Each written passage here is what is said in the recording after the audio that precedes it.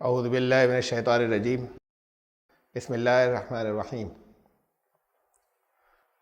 सुम्मल यग़्दू तफ़सहुम वलयूफ़ू नुज़ूरहुम वलयत्तवफ़ू bill बैतिल Atiq. सूरह हज की आयत नंबर 29, सूरह नंबर 22 और आयत नंबर 29। यही आयत गुज़िश्ता मरतबा थी। लोगों को चाहिए कि अपना मैल कुचैल दूर करें, और मैल कुचैल वो भी जो जिस्म पर होता है कुर्बानियों के बाद, और वो भी जो अंदरूनी मैल कुचैल और नजासत है, गंदगी। वलयूफ़ू नुज़ूरहुम, और नज़र मानना जिसे कहते हैं, कोई अहद कर लेना। ये तो बहुत सीमित और लिमिटेड माने हैं इसके, कि किसी ने कि ये नज़र मान रखी हो कि हम जब वहाँ जाएंगे काबे पर, या जब हज करने जाएंगे, हमारा फलां काम पूरा हो जाए तो हम ये करेंगे। उस वक्त के लोगों के से सिर्फ कहा जाता जो वहीं रहते थे, तब भी ठीक था कि लोग ये नज़र मान रहे हैं।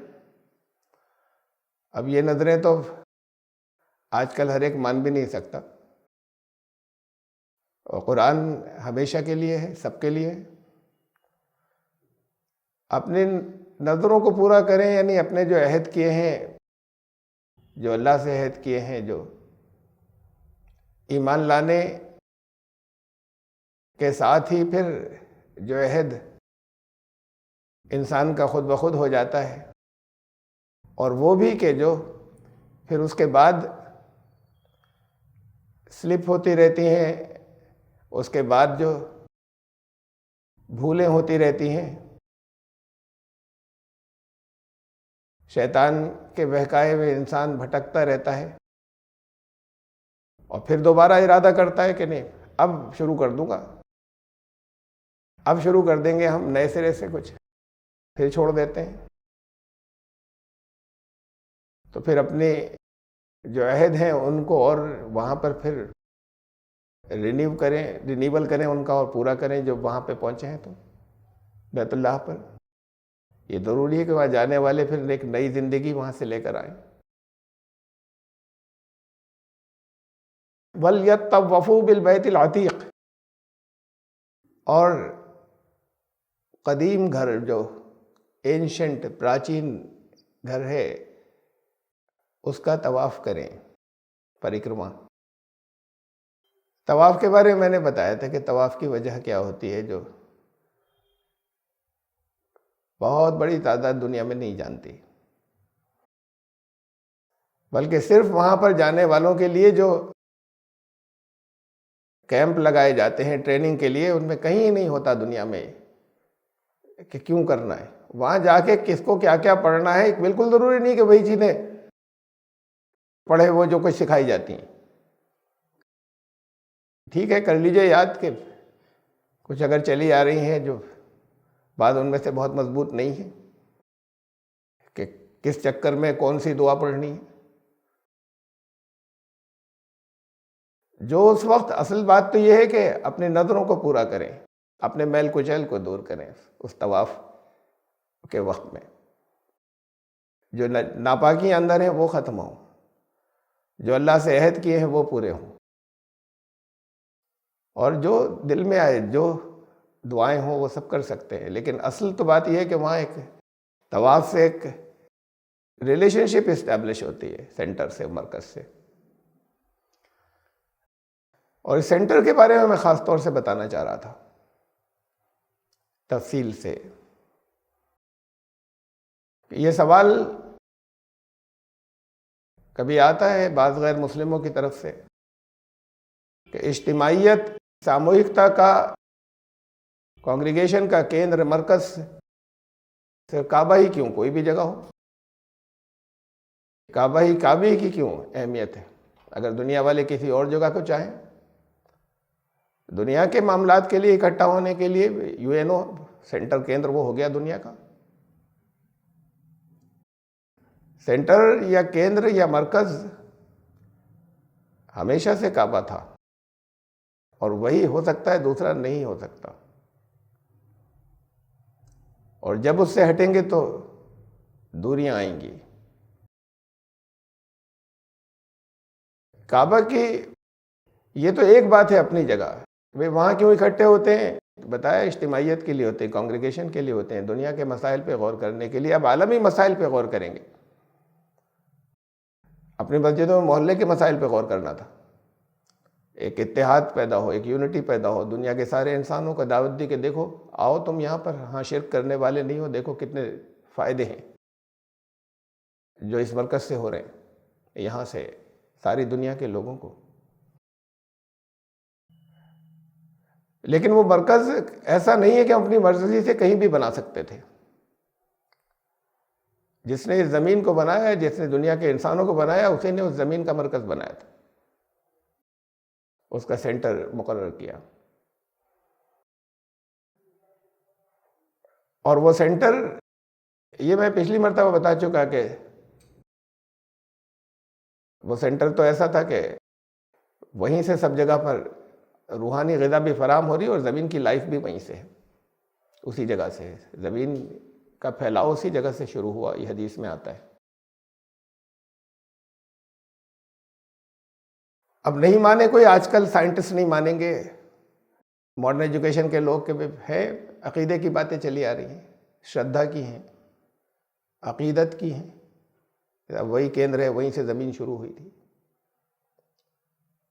और वो भी अपने है मुसलमानों की बात कि वो ज़लज़ला जो कह रहे थे कि आया था, वो जब वो वहाँ का खुदाई में बुनियाद का पत्थर हिलाया था, तो ये तो हमने कह दिया कि सारी दुनिया में वहाँ आया होगा उस वक्त कुछ।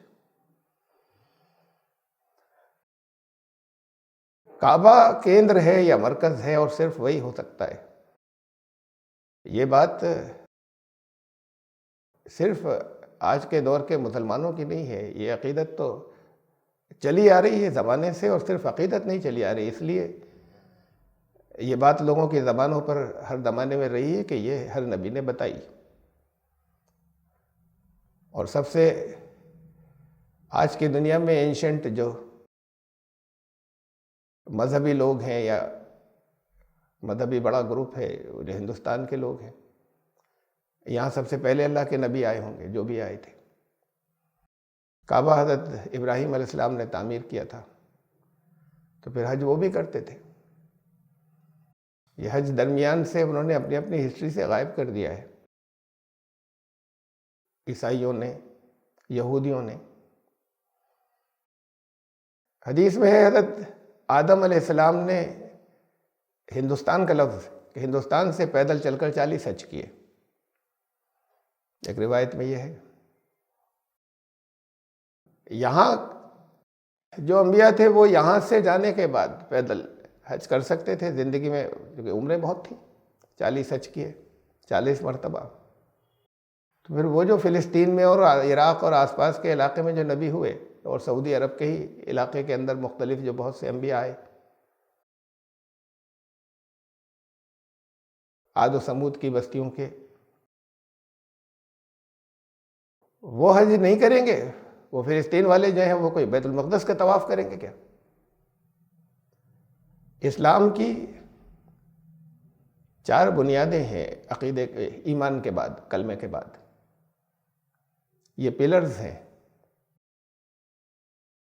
नमाज, ज़कात, रोज़ा और हज। इनमें से एक भी अगर टूटेगा तो इस्लाम की इमारत नहीं बचेगी, जिसकी ज़िंदगी में से भी टूटा। हर नबी का दीन इस्लाम था, तो फिर हर नबी, हर रसूल की शरीयत में नमाज भी थी, ज़कात भी थी, रोज़ा भी था और हज भी था। नमाज, ज़कात और हज का तो जिक्र खूब मिलता है हमारे यहाँ भी कि हाँ था, हज भी था। ये तो हज़रत मूसा अलैहिस्सलाम जब नबूवत से पहले वहाँ से मिस्र छोड़कर निकले, भागे, ये डर था उनके हाथ से एक जालिम को रोक रहे थे, उसकी मौत हो गई। तो वहाँ ये बातें हुई कि इन्होंने कत्ल मर्डर कर दिया इन्होंने। तो वहाँ से मिस्र को छोड़कर निकल गए, बस्ती को छोड़कर, और बहुत लंबा इलाका पार करके, रेड सी, बहरे अमर को पार करके वो मिडियन पहुँचे। वहाँ ये भी सऊदी अरब ही की, जो आज का सऊदी अरब है, उसी के नॉर्थ में और शुमाल में, वहाँ पहुँचे। वहाँ पर जिन साहब की साहबजादी से फिर उनका निकाह हुआ, उन्होंने ये कहा कि हज़रत मूसा अलैहिस्सलाम से कि तुम 8 हज की मुद्दत तक यहाँ पर मेरे लिए काम करो और यहाँ रह सकते हो। तो ये हज लफ्ज़ फिर साल के लिए, कि साल में एक मरतबा होता था, साल के लिए इस्तेमाल होने लगा। उस वक्त भी हज था लफ्ज़ है, क्योंकि साल के साल वहाँ पर हज के सीज़न में एक तरीके से मेला लगता था मक्के में, तो साल को हज कहा जाने लगा।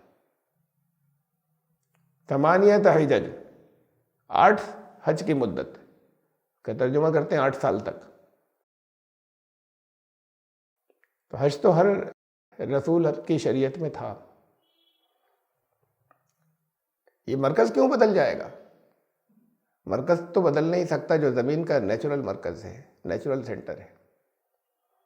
उस मौजू पर और तफसील से मैं इस वक्त बात नहीं कर रहा। मैं तो ये बताना चाह रहा हूँ कि मरकज़ तो आज भी साबित कर सकते हैं, लेकिन मरकज़ का मतलब कोई ज्योमेट्रिकल सेंटर नहीं, सर्किल बना के उसका बिल्कुल सेंटर।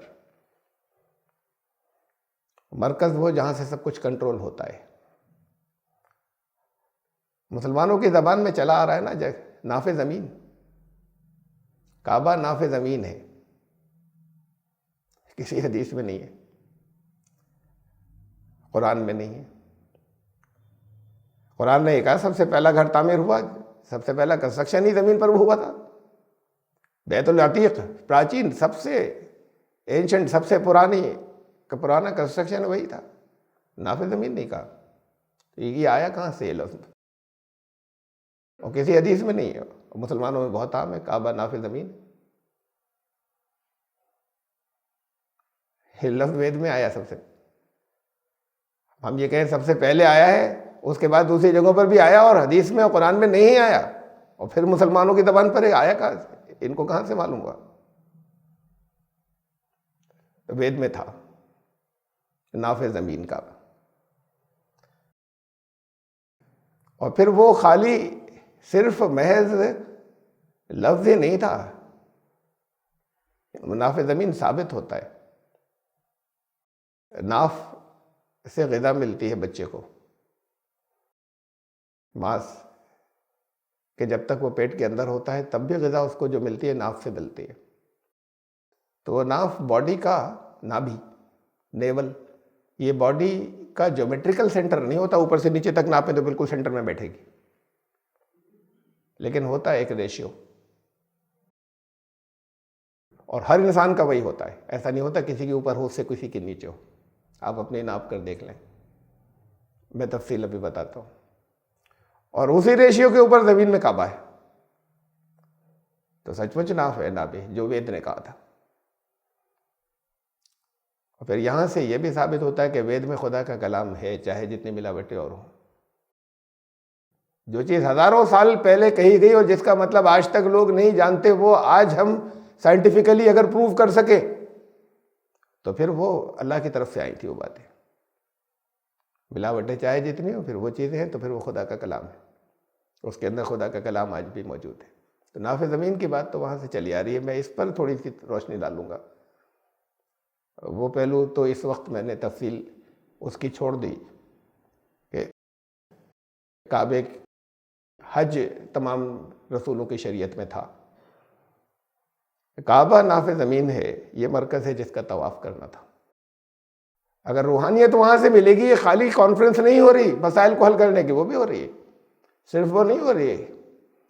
कुछ वो मनासिक हैं जिनसे नए सिरे से इंसान का तज़किया होगा और तैयार होगा फिर इज्तिमाई ज़िंदगी के लिए, सामूहिक जीवन के लिए। तो फिर वो रूहानियत का मरकज़ भी होना चाहिए। वो ऐसा नहीं होगा कि आप चाहे वाशिंगटन में बना लें तो वो रूहानियत का मरकज़ हो जाएगा। मादी मरकज़ हो सकता है वो मटेरियल। काबा, ये ऋग्वेद में मंडल 3 29वां सूक्त और उसका 4था मंत्र है। इला यास्त्वा पदे वयम नाभा पृथ्व्या अधि। और उसके बाद मैंने दरमियान का हिस्सा छोड़ दिया, बात को लाएंगे। यानी असल हमारा तर्जुमे से मुराद जो रिलेवेंट तर्जुमे का हिस्सा है वो ये है, तो इसलिए बीच में मैंने डॉट्स लगा दिए, वो बात को मैं लाऊंगा उसे। नाभा पृथ्वी, पृथ्वी की नाभि, नाफे ज़मीन वेद में आया है, कुरान में नहीं आया और हदीस में नहीं आया। हम तुम्हें पृथ्वी की नाभि पर इलायास्त्वा पदे, इलास पद खुदा का घर बैतुल्लाह पर, वहाँ पर वो बैतुल्लाह जो है वो नाफे ज़मीन पर है, वहाँ तुम्हें अपनाएं, हम वहाँ धारण करें। नाफ के बारे में पहले समझे। आपकी सबकी नाफ, दुनिया के हर इंसान की, लंबे की छोटे की, जिसमें जिस जगह है वो एक खास जगह है, रेशियो उसका पूरी बॉडी के हिसाब से, ऊपर नीचे नहीं है किसी की। इस पूरी हाइट को अगर हम मान लें x, किसी का x 6 फीट होगा, किसी का x 4 फीट होगा, सबका अलग अलग है, तो इसलिए हमने x कह लिया कि अगर पूरी बॉडी की हम हाइट जो है सर से पैर तक एक्यूरेट बिल्कुल करके देखिएगा दीवार पे खड़े होके, लेकिन कोई स्केल रख के दीवार पे निशान लगा लीजिएगा, लेकिन स्केल ऐसे या ऐसे नहीं हो, बड़ा एक्यूरेट हो बिल्कुल, दीवार के परपेंडिकुलर एक निशान लगा लीजिए, हाइट कितनी है, जूते पहन के मत खड़े हो, बिल्कुल 100% एक्यूरेट। जैसे ये नापने के स्केल होते हैं, उसमें वो जो स्केल लगा होता है वो सीधा होता है, लगा लें निशान, उससे देखें कि कितनी है हाइट, अपनी देख लीजिए। और फिर ऐसे इसे ज़मीन की हाइट मान लें, सेंटर से गुजरती हुई वहाँ से नॉर्थ पोल से साउथ पोल तक, इसे समझ लें ये सर से पैर है ज़मीन का। ज़मीन की एक एक्सिस है, एक धुरा है जिस पर ज़मीन घूम रही है, तो इसलिए फिर इसमें वो ऊपर और नीचे, वरना गोल चीज़ में कुछ ऊपर और नीचे नहीं होता। लेकिन जब एक धुरी हो गई और एक्सिस हो गई, उस पर घूम रही है, तो वो ऊपर नीचे का कॉन्सेप्ट आ गया। सबसे ऊपर वाला हिस्सा नॉर्थ पोल और सबसे नीचे वाला साउथ पोल, तो ये ज़मीन का एक्स हो गया। यह है 2000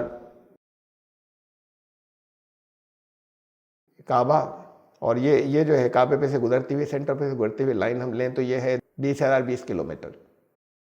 ये एक्यूरेसी तो आज गूगल अर्थ से आ जाती है, मैंने वहाँ से ली है, कहीं लिखी हुई नहीं थी, बल्कि तो एक्यूरेट हम अपने कंप्यूटर पर नाप सकते हैं कि एक जगह से दूसरी जगह का फासला बिल्कुल 1-1 फीट से कितना है दुनिया में, किसी भी जगह का वो मेजर किया जा सकता है। तो ये मैंने किया मेजर वहाँ से, उसका सेंटर उसको लेके नॉर्थ पोल को सर्च करके और साउथ पोल को वहाँ से सीधी एक लकीर लेके 20,000 kilometre, to be accurate 20,020 kilometre. और ये हाइट नाफ से नीचे तक की वाई मान लीजिए। ये किसी की ऐसी हो सकती है कि 2.25 फीट, किसी की ऐसी हो सकती है कि 3 फीट, 2.25 फीट, हर एक की अलग अलग होगी, कि हमने उसे वाई मान लिया नाफ से नीचे तक की। अब ऊपर की रह गई, सर से नाफ तक की, कुल हाइट में से निकाल देंगे उसे तो सर से नाफ तक की आ जाएगी। एक्स में से जब वाई निकाल देंगे तो उसे जेड मान लीजिए। वैसे ज़मीन की जो वहाँ ये पीछे घूमकर अफ्रीका नज़र आ रहा है, वहाँ जिस जगह काबा है वहाँ से लिए हमने साउथ पोल तक, यह है 12,375 किलोमीटर, जिसे ज़मीन का वाई, ज़मीन की नाफ से ज़मीन के पैर तक का डिस्टेंस।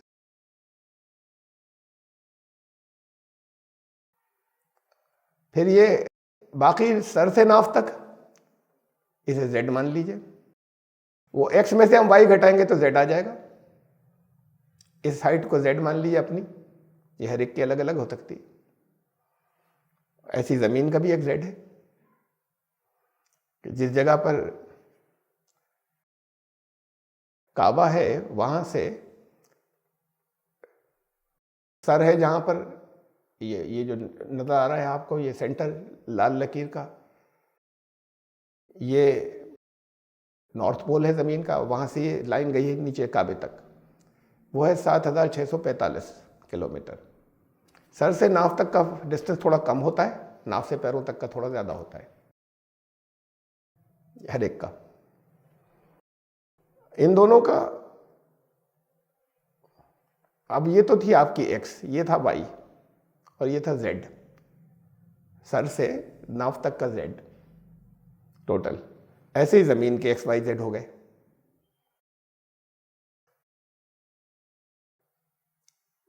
इस जगह पर काबा है, आपको जो तस्वीर में नज़र आ रहा है, north pole south pole. North pole जो है ये उसका सर हो गया, साउथ पोल ये, तो ये पूरी ऊंचाई जो है वो x है, जैसे हमने इंसान में मानी थी। सर से नाव तक की ऊंचाई इंसान में जैसे मानी थी z, ये काबे तक की नॉर्थ पोल से, और नॉर्थ पोल से और साउथ पोल से काबे तक की, नीचे के पाँव से नाभि तक की हमने y मानी थी इंसान में, वही y ज़मीन का मान लें। अपने ऐसे निशान लगा ले दीवार पे खड़े होके, अपनी नाव से भी, लेकिन सीधा हो, वो ज़रा सा भी ऊंचा नीचा नहीं हो। कोई स्केल रख के अगर आप लगाते हैं उस जगह से, तो फिर वो ऐसे ऐसे नहीं हो बिल्कुल हॉरिजेंटल, वहाँ से वो भी लगा लीजिए। और उसके बाद फिर x y z नाप लीजिए, वो सर से नाव तक का कितना डिस्टेंस है, नाव से पैर तक का कितना है, टोटल कितना है, उसे फिर बिल्कुल सच्चा सच्चा नापिएगा। नापने में गलती हो गई तो मामूली सा फर्क आ जाएगा, नापने में नहीं बहुत मामूली सा आएगा, वरना सबका एक आएगा, सबका रेशियो सारे दुनिया के इंसानों का फिर एक आएगा। तो ये जब आप नापेंगे तो आगे आते हैं, वो उसका रेशियो आएगा 1.6 की बात मैं फिर लाता हूँ। काबा जो है वो जोग्राफिकल कोऑर्डिनेट्स, ये आसानी से नहीं आएगा ये हिस्सा हर एक के समझ में। यहाँ जितने यहाँ पर लोग बैठे हैं ऑडियंस, ये ज़रा ज़्यादा गहराई के साथ में मैथमेटिक्स और जोग्राफी जिनकी पढ़ी हुई है, तो इसलिए इस पे से मैं गुजरता हूँ तेज़ी से, ये नहीं आएगा समझ में कि लॉन्गिट्यूड और लैटिट्यूड जो है वो काबा जो है वो 21.42 नॉर्थ लॉन्गिट्यूड के ऊपर है, जिसे अर्जुल बलद तूलुल बलद कहते हैं, लॉन्गिट्यूड को अर्जुल बलद कहते हैं उर्दू में। 30.82 ईस्ट पर है, और काबे का ये इस शक्ल में है कि उसके अंदर हम काबे का z है और काबे का x अपॉन, ये है मेन चीज़ नीचे की। अगर आप देखें तो ये कैलकुलेशंस आपकी आसानी से नहीं आएंगी हर एक की यहाँ समझ में, मैं इस पर से इसलिए गुजर रहा हूँ तेज़ी से बात को। कोई जो लोग जानते हैं लॉन्गिट्यूड लैटिट्यूड को, तो इस जगह पे वीडियो को रोक कर इसको पढ़ सकते हैं आसानी से।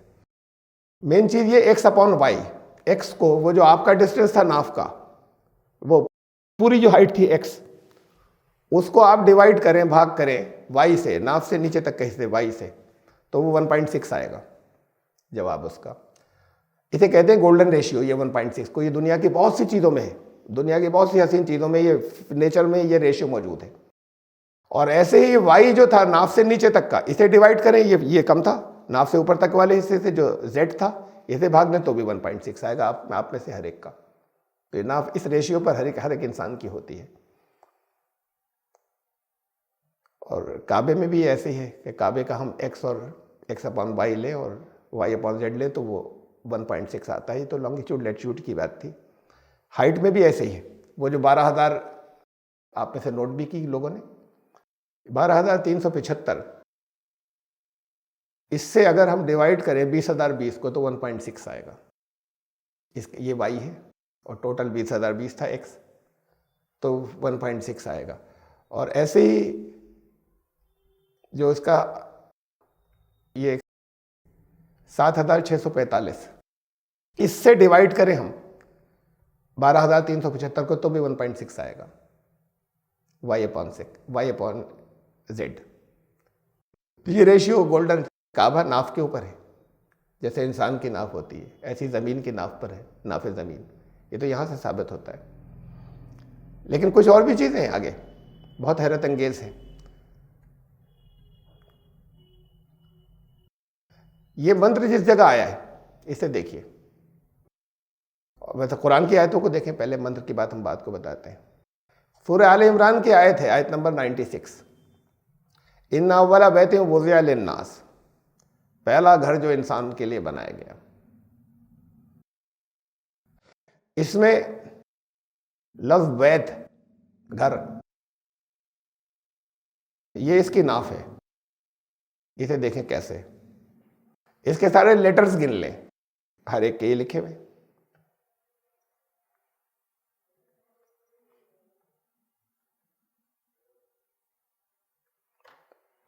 ये तो उसका ट्रांसलेशन हुआ, पहला घर जो इंसान के लिए बनाया गया।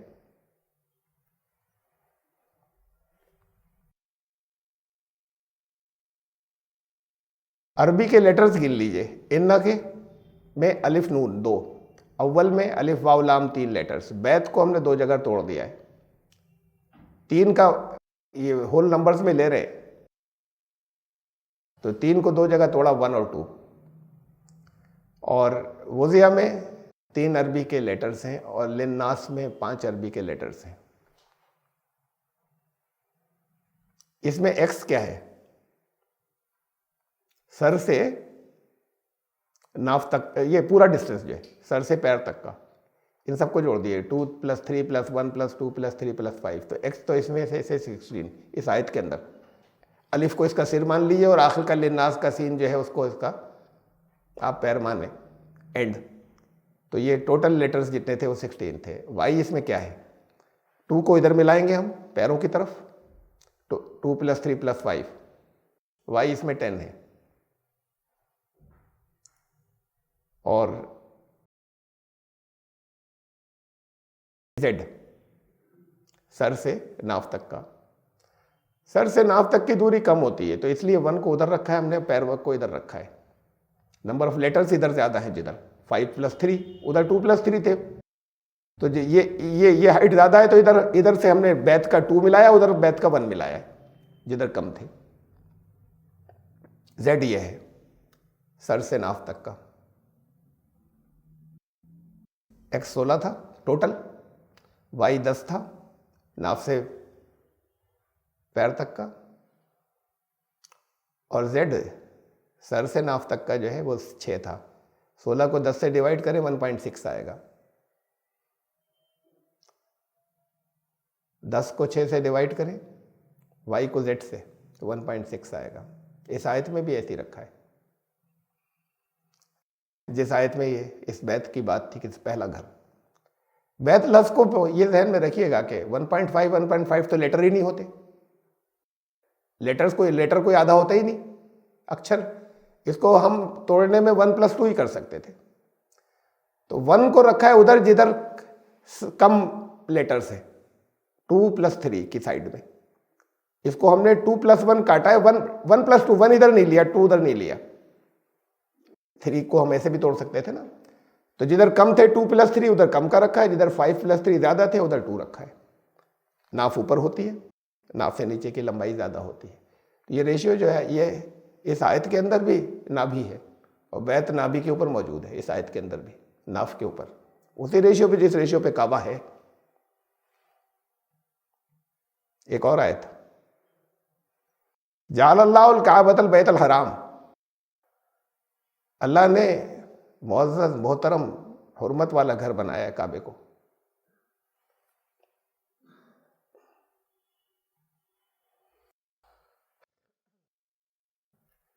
ये इसका ट्रांसलेशन है।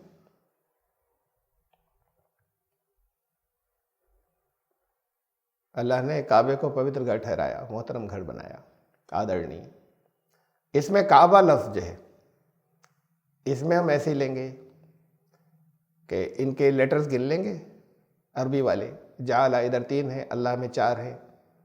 ऐसी काबे वाले जो हम लेटर्स डिवाइड करेंगे इधर और इधर में, तो सेंटर से जो थोड़ा ज़्यादा है वो हम पैरों की तरफ लेंगे सेंटर, इसलिए कि इधर लेटर ज़्यादा आएंगे, जिधर ज़्यादा है उधर ज़्यादा लेंगे, जिधर कम है उधर कम लेंगे अरबी लेटर्स।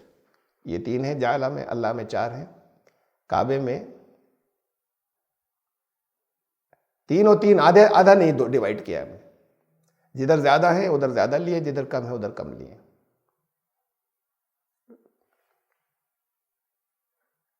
इसमें x क्या है?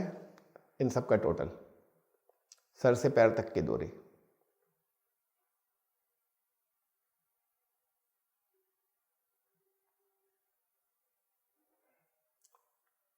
y क्या है? नाभ से पैर तक की दूरी 15। z क्या है इसमें? सर से नाभ तक की दूरी 9। अब फिर वही रेशियो निकाल लीजिए, x अपॉन वाई, यानी x को y से डिवाइड करें और y अपॉन z, y को z से डिवाइड करें। x इसमें 24 था 24, y इसमें 15 था, z इसमें 9 था। x को जब डिवाइड करें तो 24 को 15 से, 24 अपॉन 15 ये 1.6। y अपॉन z यानी 15 को 9 से डिवाइड करें तो वही 1.6। ये आप खड़े हो तो आपका भी एक्स वाई का रेशियो यही होगा, काबे का भी यही है, और जो काबे की आयतें हैं उनमें भी यही, कुरान में उसे नाफ पे रखा है उसी रेशियो के ऊपर। तो अल्लाह का कलाम है तो अल्लाह ने रखी बात, बस मालूम नहीं है। मुसलमानों को कहते हैं नाफे ज़मीन, लेकिन ये नाफे ज़मीन कहीं नहीं तो कुरान में नाफे ज़मीन पर अल्फाज को रखा है। तो ये खाली अकीदत की बातें नहीं चली आ रही थी, ये तो आज की दुनिया में हम इसको ज्योग्राफिकली और मैथमेटिकली साबित कर सकते हैं कि नाफ जिसे कहते हैं, इंसान की नाफ ना भी उसका जगह के एतबार से, मकाम के एतबार से काबा उसी जगह है ज़मीन पर। ये तो कुरान की बात थी ना, वेद की भी देखिए। और इससे हम कह सकते हैं कम से कम इस मंत्र के अंदर कोई लफ्ज़ इधर से उधर नहीं हुआ, ये अल्लाह की तरफ से नादिल हुआ मंत्र था और ये अल्लाह का कलाम था, जिसमें बहुत सी खुराब चीज़ें अलग की भी शामिल हैं, लेकिन इसमें असल हकीकतें आज भी हैं। ये ऋग्वेद का मंत्र आपको मैंने शुरू में जो आया था 3:29-4, मंडल नंबर 3, इसका सूक्त नंबर 29, और इस मंत्र को हम पूरा कर लेंगे। यह है मंत्र पूरा ऐसे, इलायास्त्वा पदे वयम नावा पृथ्वी आदि जाति वेदो निधि माग्ने हव्याय बोढ़वे। अब ये पूरा लिखा हुआ, इसमें देख लीजिए z। अब z x y आप समझ गए खूब। सर से नाभा पृथ्वी को हमने नाफे ज़मीन को तोड़ा है, इसमें अल्फाज गिने, हरूफ नहीं गिने, नंबर ऑफ वर्ड्स। तो अब ये इसको दो ही वर्ड्स में डिवाइड है, तो दो ही वर्ड्स में डिवाइड कर सकते थे। नाभा एक तरफ कर दिया, पृथ्वी एक तरफ कर दिया, शब्द ही दो थे। 3 होते तो हम 2 और 1 करते इसको, ये शब्द 2 ही थे। अब इधर जो है इसका z सर से लेके नाभि तक का, यानी पहले वर्ड से लेके यहाँ तक नंबर ऑफ वर्ड्स जो है 5 है। नाभि को मिला लिया, नाभा, पृथ्वी को उधर जोड़ा तो ये y है, वहाँ से सारे वर्ड्स आप गिन लीजिए। इसको मिलाकर निभिव्या पृथ्व्या आधि जाति वेदो धीमहि अग्ने हव्याया बोढ़वे, इनको मिलाकर ये 8 वर्ड्स हैं, 8 शब्द। तो इसमें y 8 हो गया, x कितना हुआ, z, उन दोनों को मिलाकर टोटल सारे वर्ड्स जो हैं, सारे वर्ड्स मिलाकर ये x है। सर से पांव तक की जैसे दूरी आपने इंसान में मानी थी, ये गिनतियाँ आ गई आपके पास, x 13, y 8 और z 5। सर से नाभि तक की दूरी z, नाभि से नाभ से पैर तक की दूरी y, और सर से पैर तक की दूरी, इन दोनों का टोटल x। वही जो आपसे कहा था कि अपनी हाइट नाप लीजिएगा, वही जो काबे की हाइट है वही आयात के अंदर है, वही इस वेद मंत्र के अंदर है। x कितना था इसमें, 13 था, y 8 था, z 5 था। x को डिवाइड कर लीजिए y से, 13 को 8 से डिवाइड कीजिए 1.6, y को z से डिवाइड कीजिए 8/5, 1.6। ये गोल्डन रेशियो कहलाता है, ये 1.6। दुनिया की जितनी ज़्यादा हुस्न जिन चीज़ों के अंदर आता है उनके अंदर ये रेशियो होता है। इंसान की बॉडी अल्लाह ने सबसे हसीन बनाई है। आपको चाहे आप हुस्न खाली रंग पर देखते हो, चाहे नाक मोटी हो पतली पर देखते हो, सबसे मौजूद हुस्न से कहते हैं सबसे ज़्यादा मुनासिब मौजूनियत जिसके अंदर है, एप्रोप्रिएट सबसे। तो इस खूबसूरत और हसीन बॉडी के अंदर ये रेशियो है नाक से सिर तक का और सिर से पैर तक, नाक से पैर तक का। और काबा उसी जगह है, तो काबा नाफ ज़मीन। कुरान की आयत के अंदर भी रेशियो मौजूद है, दो आयत के अंदर, और वेद के मंत्र में मौजूद है। और लफ्ज़ नाबा पृथ्वी नाफ ज़मीन तो वेद से आ रहा है, किसी हदीस में नहीं है, कुरान में नहीं। ये लफ्ज़ तो वहाँ से चला आ रहा है, मुसलमान बोलते हैं। आपको कहाँ से मालूम हो गया? रसूलुल्लाह सल्लल्लाहु अलैहि वसल्लम ने बताया तो हदीसों में होता, तो मालूम कहाँ से हुआ? ये लोग जो हिंदुस्तानी मज़ाहिब के मानने वाले, इनके ज़ाहिर नहीं करते, इनको बहुत अक़ीदत है काबे से, कहते नहीं है, ये इनके राज़ों में से। इस तरह की चीज़ें इन्होंने मशहूर कर रखी हैं कि हमारा असली शिवलिंग वहीं है और ऐसा है, और ये तरह तरह की मशहूर की हैं। काबे को शिवलिंग का नाम दिया, उसका हजर अस्वद को। और असल में तो ये शिवलिंग जो पुराणों में आ गया ना, पुराणों में तो तरह तरह की बेहूदगियाँ आ गई, उसके अजीब ऐसे मतलब आ गए जो ये तो इन लोगों ने लिखे थे, चतुर्थ वर्ण के लिए, शूद्रों के लिए लिखे थे। सब चीज़ों के मतलब बिगाड़ के बहुत ऐसे कर दिए कि उनके अखलाक बिगड़ जाए। जितनी जगह पे वेद में लफ्ज़ लिंग है, बहुत सी जगहों पर मैंने सारे नोट किए, सारे गिने। और जितनी जगह उससे पहले उपनिषदों के अंदर, पुराण बहुत बात को लिखे गए, इनकी किताब 108 उपनिषदों के अंदर जितनी जगह है वो सारे लिखे मैंने। जहाँ जहाँ भी लिंग लफ्ज़ आया, सब जगह, हर जगह वह निशानी के माने में। आयत माने निशानी, लिंग माने निशानी। इन्होंने फिर और नाम रख लिए उसके, लिंग के लफ्ज़ के। बात को ये पुराणों में लाने के बाद निशानी, आयत, हर जगह इसी माने में। और शिव जो है वो देवता बन गए। वेदों और उपनिषदों के दौर तक एक खुदा का सिफाती नाम था, उसका गुण के नाम था एक ईश्वर के। ये बात को देवता बना दिया गया। तो असल में तो वो भी आयतुल्लाह, अल्लाह की निशानी के मानों में था उस ओरिजिनल लफ्ज़। इसलिए वो हकीकत तो चली आ रही, उससे अकीदत, कहानी दूसरी गढ़ ली। अकीदत उसी वजह से चली आ रही कि कहा गया था कभी। ये इनके यहाँ आप में से शायद चंद लोगों को तजुर्बा हो, मुझे तो बहुत है, कि बेपनाह अकीदत है, उसको ओपन नहीं करते। यहाँ तो बहुत से लोगों के ऐसे किस्से वाक़यात हैं जो इस चीज़ को पूछते हुए एक साहब तो इसी के ऊपर ईमान लाए। आने के बाद उन्होंने बस रोता था, कहते थे कि मैं बताइए मैं जा सकता हूँ नहीं जा सकता हूँ? मैं कहा जा सकते हो, ये गंदगी दूर करो जो अंदर की है। पवित्र जगह पर गंदे कपड़े पहन के कैसे जाओगे? ये गंदे, ये लिबास है जिस्म तुम्हारा, साफ कर लो। और फिर लिबास साफ पहन लिया और अंदर गिलाज़त भरी हुई हो, अंदर से बदबूएं फूट रही हो, वो भी नहीं हो, तो जा सकते हैं।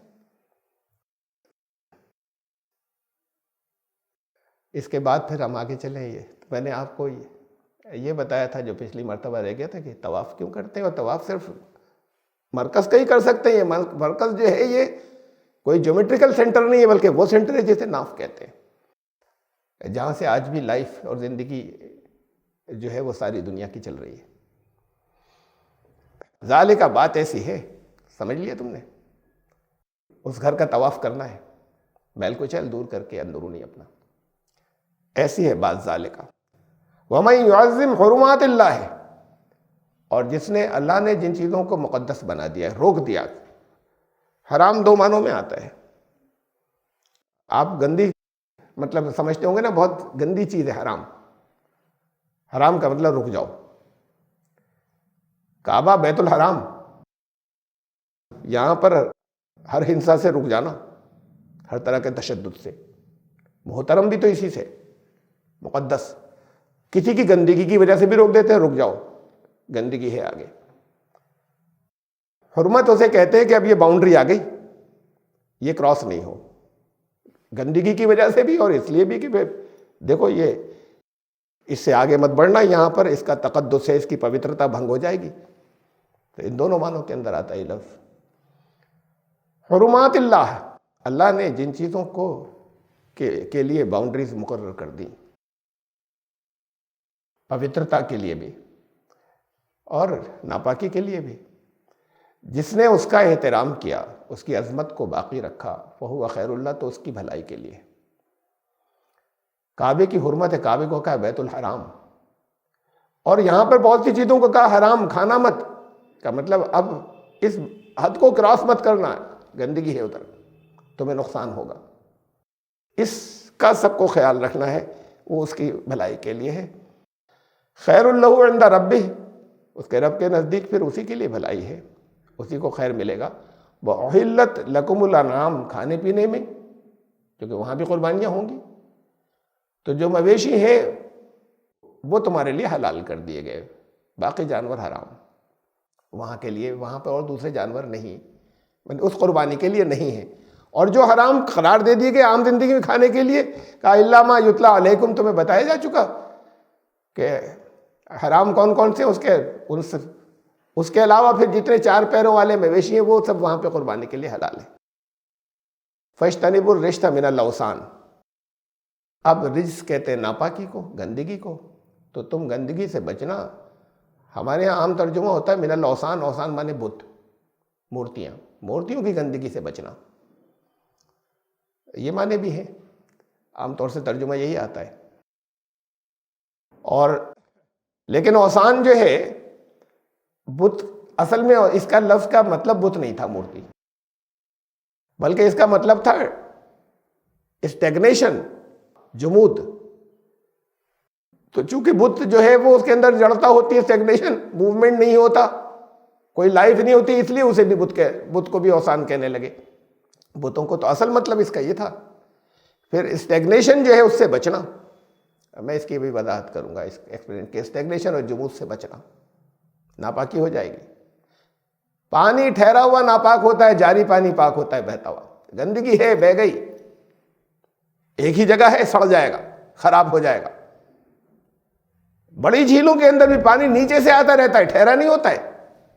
ऊपर का पानी लोग खर्च करते रहते हैं, या उसमें से नदियां निकलती हैं, नहीं निकलती तो लोग निकालते रहते हैं, नीचे से रिप्लेस होता रहता है। और जहां ऐसा नहीं हो, खाली तालाब के अंदर आप पक्के तालाब में पानी डाल दिए, वो पानी बदलेंगे नहीं तो सड़ जाएगा, खराब हो जाएगा।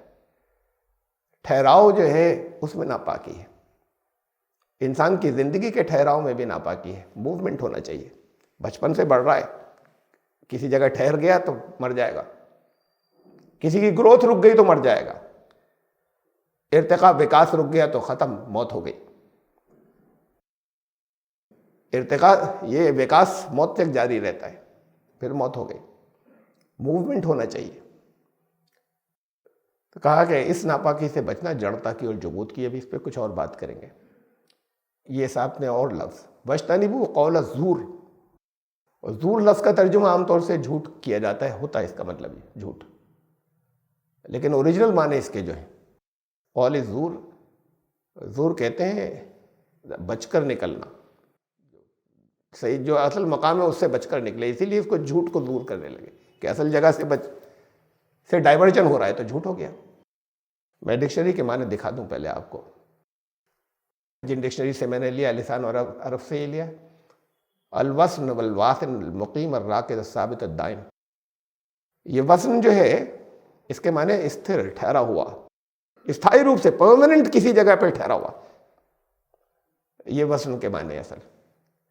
और फिर ये नीचे मैंने दूसरी डिक्शनरी से दिया आपको कि इसको बुत इसलिए कहने लगे, सनम बुत को कहते हैं, इसको बुत इसलिए कहने लगे कि बुत में भी ठहराव होता है, जड़ हो, बिल्कुल रुका हुआ स्टैग्नेशन होता है, इसलिए उसे बुत कहने लगे। लेकिन इसकी ये ओरिजिनल मीनिंग है। और ज़ूर के लिए तो देखिए कुरान के अल्फाज, दूर माने झूठ, यहाँ आम तर्जुमों में ये सूरह कहफ में ये आयत गुजरी थी, और भी जगहों पर इस्तेमाल हुआ है कुरान में लफ्ज़।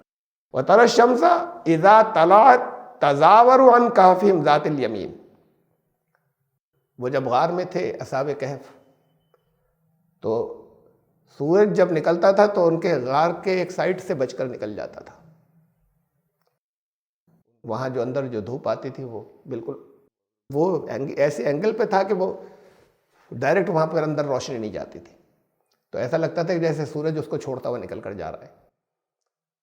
ये लफ्ज़ आया तज़ावर, ज़ूर इसी के अंदर, ये इसी का मादा या मूल है ज़ूर, हटकर बचकर निकलना।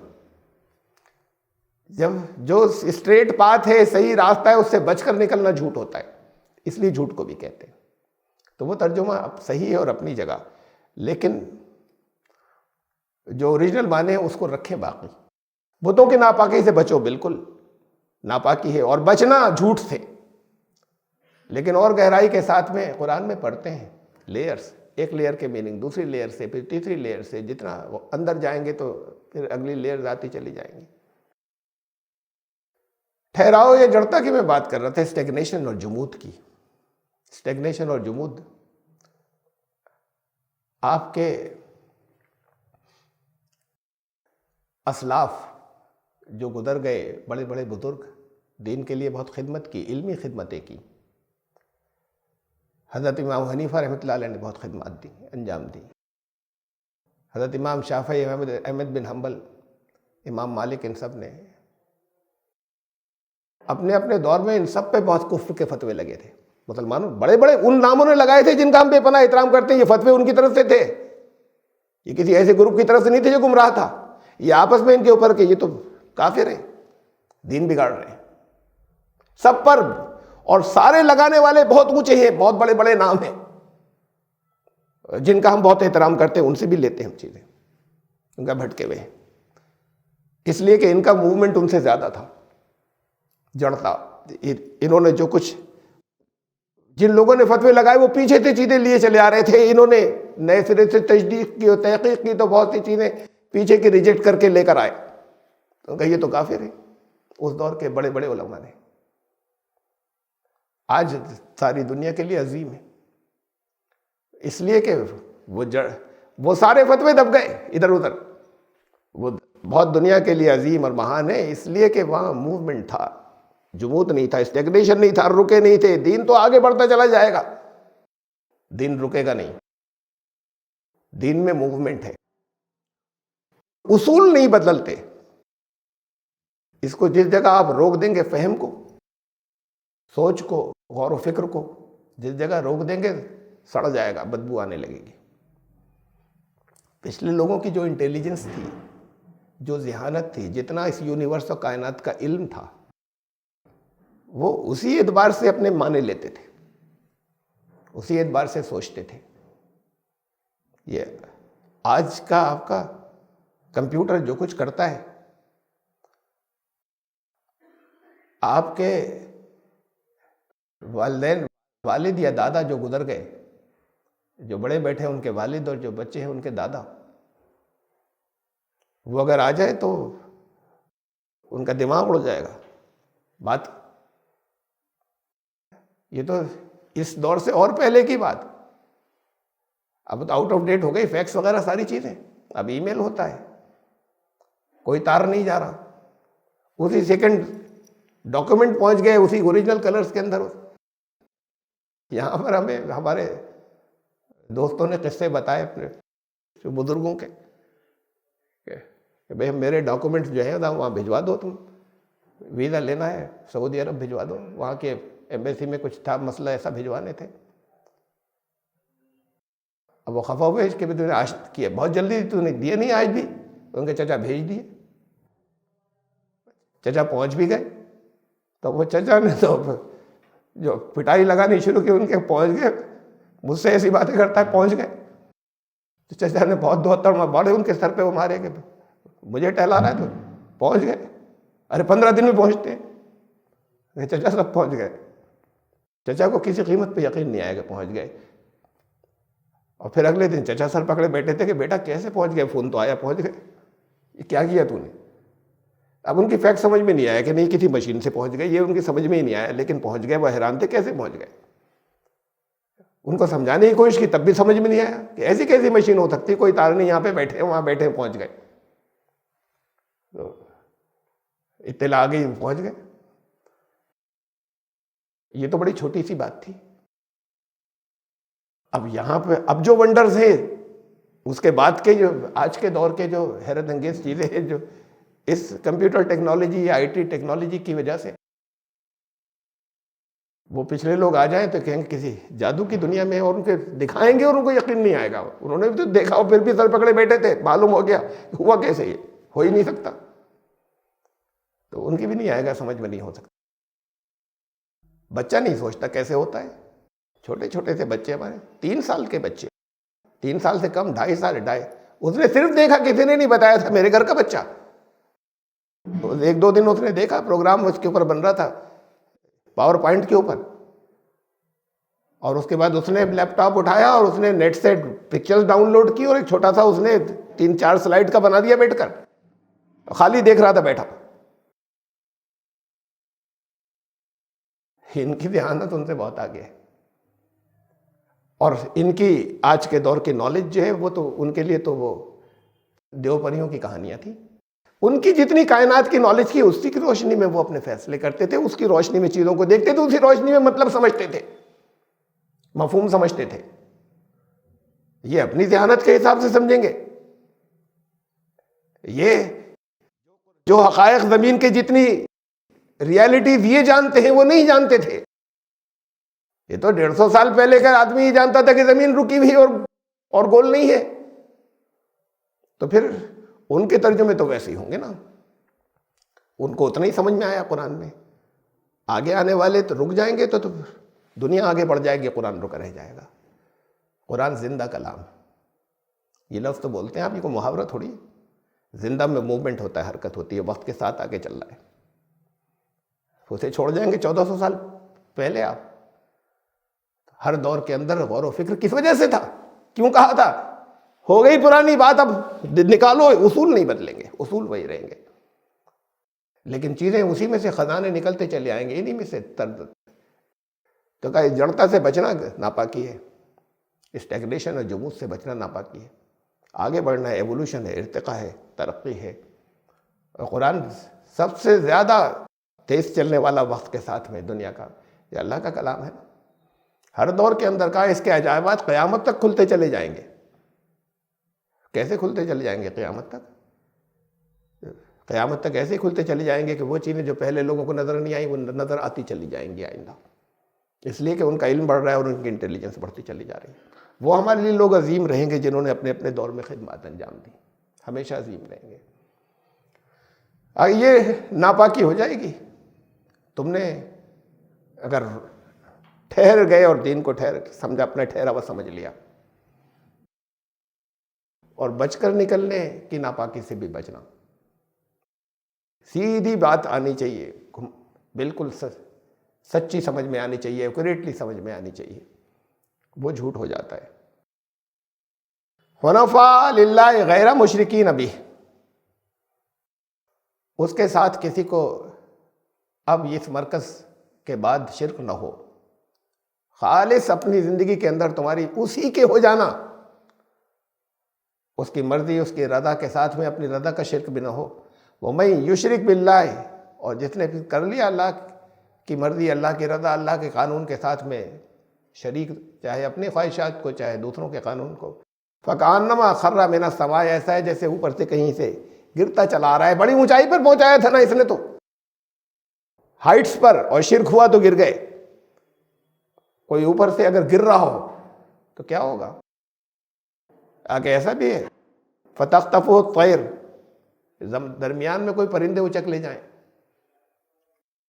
छोटी छोटी सी आप चीलों को बोटियां डाइव मारती है, ले जाती है, परिंदों पे हमला करते हैं, बाज़ शिकारी डाइव मारते हैं, ले जाते हैं।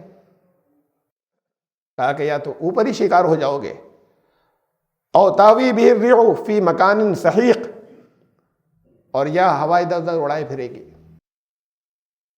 ये शिर्क का अंजाम ये होगा, इसलिए कि ऊंचाइयों पे पहुंचाया है तौहीद ने। अब वहां से गिरना मत। ज़ालिका, ये है बात जो तुम्हें बताई। वमन युअज़्ज़िम, और फिर इसे समझो शाइर अल्लाह है। पहले हुर्मत अल्लाह कहा था, अल्लाह ने जो बाउंड्रीज मुकर्रर कर ली, अब वहां पर जितनी चीजों को मोहतरम ठहराया उसके अंदर फिर कुछ और शाइर अल्लाह भी हैं। हम खाली इतना तर्जुमा हमारे रहता है अल्लाह की निशानियां, क्या है निशानियां? इन्ना सफ़ा वल मरवा था, सफ़ा व मरवा भी शाइर अल्लाह थे। उस जगहों पर कुछ चीजें जो है वो आइडेंटिटीज होंगी इन मोहतरम जगहों पर, और वो भी अल्लाह की तरफ से मुकर्रर की भी होंगी, तुम्हारी नहीं। कुछ आइडेंटिटीज होंगी, उसका भी एहतराम। फ़इन्ना मिन तक़वल क़ुलूब, ये बात दिलों की है। जैसे झंडा होता है ना, फ्लैग, नेशनल एंथम हो रहा था, बैठे रहे। भी थोड़े दिनों पहले का वाकया, कुछ लोग, एक साहब जो थे, तो बिगड़ गया पूरा हॉल उनका, क्या बैठे हुए, कौमी तराना हो रहा है, बैठे कैसे रह गए? क्या फर्क पड़ रहा था बैठे रहे या कानों में आवाज आ रही थी? कुरान शरीफ का स्लिप हो गया, पारा था हाथ में था, कुरान नीचे स्लिप हो गया, गिर गया, दिल धक से हो जाता है आपका। जिंदगी में कुछ नहीं बदला, कोई आपके अमल नहीं बदले, कोई ईमान कहीं नहीं गया, लेकिन जल्दी से दिल धक से, अरे एक एहतराम था, उस एहतराम के दिल में कुछ तकाजे होते हैं। कहीं शरीयत में नहीं लिखा हाथ से गिरने मत देना, किसी जगह फिक़ह में नहीं लिखा है कि उठाकर फिर चूमना। जिसका जितना, जैसे जिस मुल्क में, जिस इलाके में, जिस जगह पर एहतराम के जो भी तकाजे होते हैं वो करता है जल्दी से। अरे किसी बड़े से जिसका दिल के अंदर एहतराम हो गए, टक्कर हो गया, हो गई तो जानकर नहीं मारी थी वो भी देख रहे, लेकिन एकदम से दिल धक से रह गया। ये अंदर एहतराम होता है ना, तो वहाँ वो एहतराम अपनी कुछ हदें बनाता है, कुछ लिमिट्स अपनी बनाता है, और ख़ुद उसके बाद उस लिमिट्स को क्रॉस नहीं होने देता। दिलों के अंदर अगर मोहब्बत होगी तो फिर अल्लाह ने जो चीज़ें मुकर्रर कर दी हैं तुम्हारे निशान के तौर पर, निशान झंडा होता है, कपड़ा है, जगह जगह से इस कपड़े के ऊपर 3 रंग लगा दिए थे। ये अलग अलग मुल्कों ने अपने अलग अलग रंग बना के डिज़ाइन जगह जगह बन रहा है, कुछ नहीं था, लेकिन वो जब डंडे में लगा के खड़ा कर दिया अब काबिल एहतराम हो गया। ये मुल्क की निशानी है। अब लोगों के दिल, और होता क्या है उनका, ये झुक गया तो ये तो बड़ा अपमान नहीं हो, जगह जगह से आते नहीं था, इन्होंने तो झंडे के साथ ये किया था, तो अब बड़ा अपना अपमान हो गया। अपमान क्या भाई, सीधा कर लो। नहीं, ये निशानियां हैं। तो अब जंग के अंदर जो झंडा लेकर चल रहा है, जो जंगें हुआ करती थी पुरानी, वो अब तो नहीं होता। अब तो कमांडर यहां बैठते हैं कैपिटल में, वहां पर लड़ाते हैं फौजों को। पहले कमांडर आगे होता था, वो झंडा लेकर चलता था। झंडा गिरा, फौज भागी। भाई झंडा गिर गया, एक आदमी मर गया ना, बाकी क्यों भाग गए? वो उनकी अजमत जो थी, वो उसकी झंडे की जो अजमत थी वो दिलों में थी। वो दिल एकदम, दिल के अंदर, जैसे आपका गिर गया कोई कुरान शरीफ, अल्लाह न करे ये गिर गया, हाँ, तो वो तो एकदम से दिल उनके बैठ जाते थे कि झंडा गिर गया, ये तो यही तो थी, यही तो देश था, यही तो फौज थी। तो झंडा गया, फौज भागी। अबे बादशाह भी मारा गया और अगर कमांडर भी मारा गया, दूसरा चुन लोगे। फौजें लड़ती रही, फौजें भाग जाती थी। कमांडर तो अलामत था, एक इंसान थोड़ी था। उसमें अकेले में कितनी ताकत है बाकी फौजों के मुकाबले में। वो एक शायर, वो एक पहचानों में था, वो आइडेंटिटी था, और वो उसकी अजमत जो थी वो दिलों में थी। उसको एसोसिएट कर रखा था, उसको जोड़ रखा था बाकी सबके साथ में। ऐसे ही अल्लाह ने मुकर्रर किए शायर अल्लाह। इन शायर अल्लाह की बेहुरमती मत करना। देखिए अभी हाल में दुनिया के बहुत से मुल्कों के झंडे बदले गए, बहुत से। अभी ये हाल की बात है, लीबिया का झंडा ये पहले बिल्कुल ब्लैंक प्लेन हरा था। ये 2011 में उन्होंने झंडा ऐसा कर लिया अपना फ्लैग। अब वो जो झंडा जब वो ग्रीन लग जाता था, अब कोई बेहुरमती नहीं कर सकता, खून हो जाएंगे इसके ऊपर। अगर ये नहीं होंगे, कोई इतना नहीं भड़केगा तो कैद हो जाएगी या कोई सजा मिलेगी। आज फिर वो अगर वहीं पे लगा दें तो किसी को परवाह नहीं, इसलिए कि झंडा ये हो गया। आज लगा दीजिए वो हरा वाला कहीं पर, वहाँ लीबिया में, उसका शायद जो दिल चाहे कर लीजिए, उसकी लंगोटी बना लीजिए, किसी को इतराज नहीं होगा। अब नहीं होगा, इसलिए कि झंडा बदल गया। तो उसमें इस कलर के कॉम्बिनेशन में कुछ नहीं था जो हमने पहचाने मुकर्रर कर ली थी, उसके साथ एसोसिएट कर ली थी, उसमें था। मलावी का बदला, अब पुराने डिजाइन का तुम कुछ भी कर लो, अब उस वक्त नहीं कर सकते थे जब वो था। अब ये है, अब इसकी बेहुरमती नहीं कर सकते। तो ये शायर अल्लाह की तरफ से जो मुकर्रर है, उनसे छेड़छाड़ नहीं करोगे। कुरान ने कहा इन्ना सफा वल मरवा मिन शाइरिल्लाह, सफा और मरवा ये दोनों भी शाइरिल्लाह में से है, आइडेंटिटीज है वहां। इनको सबको काट दिया, खत्म हो गई। अब जगह है सफा और जगह है मरवा, और उसके कुछ जैसे शो पीस होते हैं ना, पत्थर, वो रख लिए अंदर सही करने के लिए, इधर से उधर जा रहे हैं। कुछ शोपीस इधर रखे हुए, कुछ शोपीस उधर रखे हुए, इसके बीच में सही हो रही है, हाजी इस पे चढ़ जाते हैं और हाजी इस पे चढ़ जाते हैं। कुरान ने कहा था शायरिल्लाह है, और ये कहा था कि शायरुल्लाह से छेड़छाड़ मत करना, वला तुहिल्लू शायरिल्लाह, शायरिल्लाह ये भी ये इन लफ्ज़ों में कहा था, इनको हलाल मत कर लेना अपने लिए, इनसे कोई छेड़छाड़ मत करना। बहरहाल शायरिल्लाह मुकर्रर हैं, आप मुकर्रर नहीं करेंगे अल्लाह की तरफ से। तो ये हज के लिए जो जानवर फिक्स कर दिए गए कुर्बानी के लिए, किसी नियत कर ली कि इसको हमें वहां कुर्बान करना है, तो वो भी शायरिल्लाह बन गए।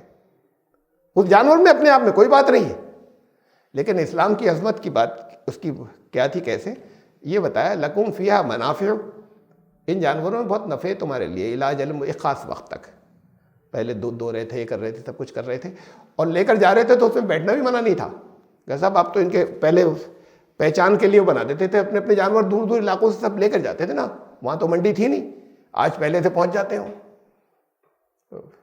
कुर्बानी के लिए लेकर जाते थे पहले, तो गले में पट्टा डाल देते थे। अब यहाँ भी किसी देवी के लिए पट्टा वट्टा डाल दिया जाता है या देवता के लिए, तो वो तो ऐसा हो जाता है कि जैसे सब पूजा कर रहे हैं। इनका नहीं, पूजा नहीं होती, बैठकर भी जा सकते हो उसमें। लेकिन अब इसलिए कि इसके फिर बहुत से फायदे हैं, वहां पर लोगों के काम आएगा, फिर वहां पर जाके ये ज़बह कर दिया जाएगा, वो देवी की तरह काट कर फेंका नहीं जाएगा देवी के स्थान पर, लोगों के लिए नफे की चीजें एक खास मुद्दत तक। सुम्मा महिल्लुहा इलल बैतिल अतीक, और फिर इनको उसी जगह पे पहुंचना है, वो जो एंशिएंट और प्राचीन घर था। तो जितने शायरिल्लाह हैं उनका असल मकाम वही है। तो उसको उस जैसे बताया गया उस जगह के अलावा फिर ऐसा नहीं कि पहले ज़बह नहीं कर सकते। अब जब वहाँ पे पहुँच गया तो वहाँ पे फिर उसकी सवारी भी नहीं कर सकते। वहाँ पहुँचने के बाद जब वो वहाँ बैतुल अतीक पर पहुँचने के बाद अब उसकी सवारी नहीं करेंगे, पूजा नहीं होगी उसकी, उसे तो ज़बह होना है, और फिर तुम्हें भी खाना है और दूसरों को भी खिलाना है। ये कहा कुरान ने कि खुद भी गुजर चुका, खुद भी नफा उठाओ, दूसरों को भी खिलाओ जो ज़रूरतमंद है। तो वो कोई ऐसा नहीं होगा कि देवी के नाम पर था तो अब उसका तुम कुछ नहीं कर सकते। लेकिन जब वो वहाँ पहुँच जाए तो अब ये कुर्बानी के जानवर भी शायरिल्लाह, एक पैसे वहाँ की आइडेंटिटी है उस जगह की, इसलिए दुनिया भर से लोग आ रहे थे, इनके लिए जानवर वहाँ आने चाहिए ना। अब वो पहले लोग लेकर जाते थे, अब वहाँ पर इंतजाम हो जाता है कि पहले से खरीद लिए जाएं और इकट्ठे हो जाएं। तो ये भी शायरिल्लाह में से है कि वहाँ पर लोगों के खाने का इंतजाम हो, जब सारी दुनिया के लोगों को बुलाया गया है, उनकी ज़रूरत का इंतजाम हो, कुर्बानी हो, फिर ज़रूरत का इंतजाम। तो ये भी शायर उस जगह से बैत से मुताल्लिक़ शायरुल्लाह करार दिया इसको। हम आयत नंबर 33 तक पहुँचे, 33 तक, फिर ज़िंदगी रही तो यहाँ से फिर मज़मून बदलता है आगे। आयत नंबर 34 से फिर आइंदा मरतबा शुरू करेंगे सूरह हज की आयत नंबर 34। सुभान रब्बिका रब्बिल इज़्ज़ति अम्मा यसिफून।